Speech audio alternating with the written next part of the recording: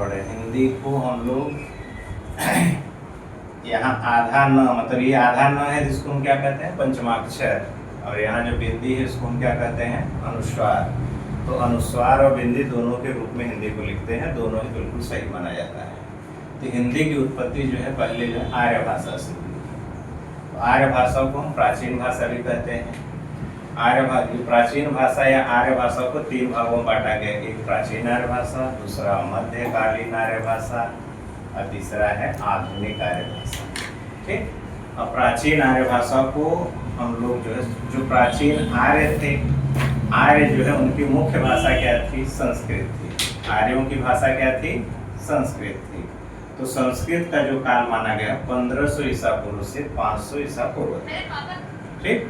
और संस्कृत को जो है मतलब सभी भाषाओं की आर्य जननी कहा जाता है। इसे ये देवताओं की भाषा होने के कारण इसे देव भाषा भी कहते हैं। गुप्त काल में जो है संस्कृत जो है मुख्य भाषा हुआ करती थी, इसलिए हम इसे गुप्त काल की भाषा भी कहते हैं। अब गुप्त काल में जो है, गुप्त काल के बाद संस्कृत जो है दो भागों में बढ़ गया, एक वैदिक संस्कृत जिससे वेद शास्त्रों का अध्ययन किया जाता था, और एक हो गया लौकिक संस्कृत जो आम लोगों की बोलचाल की भाषा थी।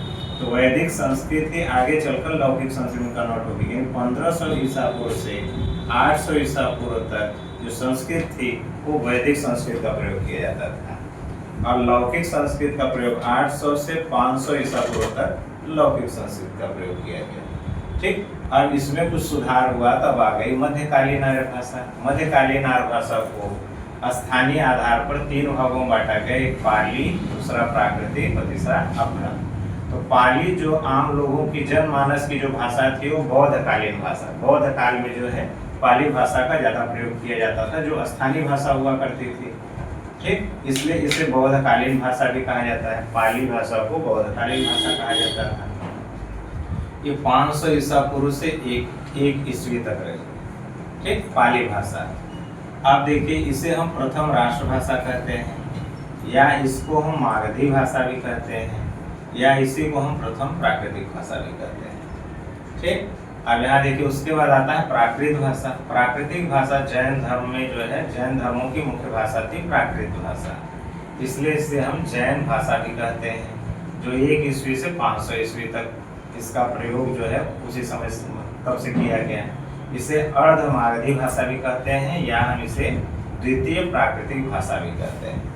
अपभ्रंश, अब ये जो है रूप में परिवर्तन हुआ, मतलब भाषा के रूप में मध्यकालीन आर्य भाषा के रूप में परिवर्तन हुआ, पाली से प्राकृतिक, प्राकृतिक से अपभ्रंश में आया।